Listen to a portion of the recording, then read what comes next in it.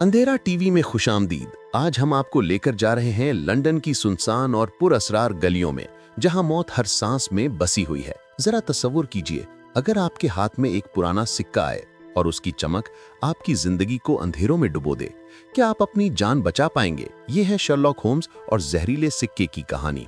London की सर्द रात थी, हर तरफ धुंध छाई हुई थी, जैसे शहर ने अपने ऊपर एक सफेद चादर ओढ़ ली हो। बेकर स्ट्रीट पर शर्लॉक होम्स अपने कमरे में गहरी सोच में डूबा हुआ था।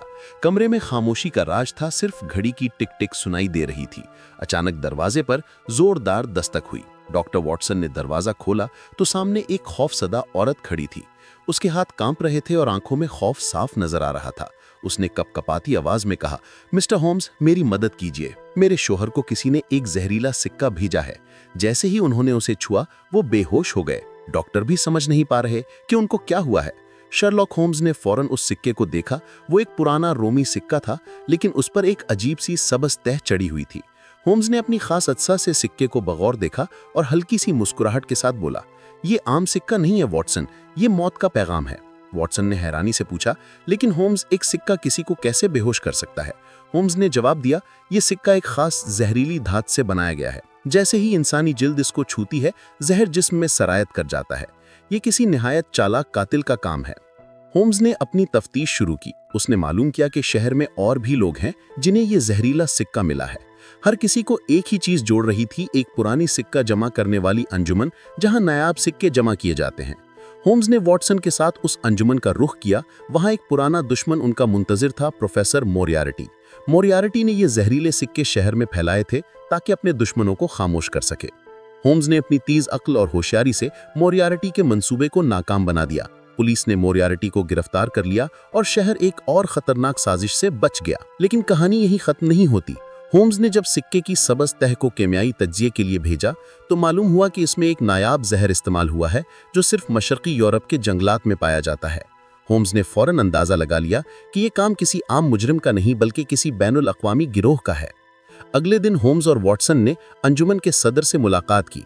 सदर ने बताया कि पिछले कुछ हफ्तों से अंजुमन में कुछ नए चेहरे आए हैं जो ज्यादातर खामोश रहते हैं और सिर्फ नायाब सिक्के खरीदने में दिलचस्पी रखते हैं। होम्स ने उन अफराद की फहरिस्त ली और उनके बारे में मालूमात इकट्ठा करना शुरू कर दी। तफ्तीश के दौरान होम्स को एक और सुराग मिला। एक पुराना सिक्का फरोश जिसका नाम मिस्टर हडसन था, अचानक लापता हो गया था। उसकी दुकान में ताला लगा हुआ था और पड़ोसियों ने बताया कि कुछ दिन पहले वहां से चीखने की आवाजें आई थीं। होम्स ने फौरन उस दुकान का मुआयना किया। दुकान के अंदर एक खुफिया दराज में होम्स को एक खत मिला जिसमें लिखा था कि अगर तुमने सच जानने की कोशिश की तो अगला सिक्का तुम्हारे लिए होगा। होम्स ने वॉटसन से कहा, वॉटसन, ये मामला अब जाती हो गया है। कातिल हमें चैलेंज कर रहा है। उसी रात होम्स ने अपनी मखसूस भेस बदलकर अंजुमन के एक खुफिया इज्तिमा में शिरकत की। वहां उसने देखा कि प्रोफेसर मोरियार्टी अपने साथियों के साथ नए जहरीले सिक्के तैयार कर रहा है। होम्स ने पुलिस को इत्तला दी और खुद भी मौका पर पहुंच गया। पुलिस के पहुंचने से पहले ही मोरियार्टी ने होम्स को पहचान लिया और उस पर हमला कर दिया। एक सनसनीखेज मुकाबले के बाद होम्स ने अपनी चालाकी से मोरियार्टी को काबू कर लिया। पुलिस ने तमाम जहरीले सिक्के जब्त कर लिए और मोरियार्टी को गिरफ्तार कर लिया। शहर में एक बार फिर अमन कायम हो गया। होम्स ने वॉटसन से कहा, वॉटसन, ये दुनिया जितनी खूबसूरत है उतनी ही खतरनाक भी है। हमें हमेशा होशियार रहना चाहिए, क्योंकि कभी कभी मौत एक छोटे से सिक्के की सूरत में भी आ सकती है। वॉटसन ने मुस्कुराकर जवाब दिया, होम्स, आपकी अक्ल और जुर्रत ने एक बार फिर शहर को बचा लिया। अगर आपको ये कहानी पसंद आई हो तो अंधेरा टीवी को सब्सक्राइब करना ना भूलें। अगली बार फिर मिलेंगे एक और सनसनीखेज और पुरअसरार कहानी के साथ। तब तक के लिए अंधेरों से बचकर रहिए।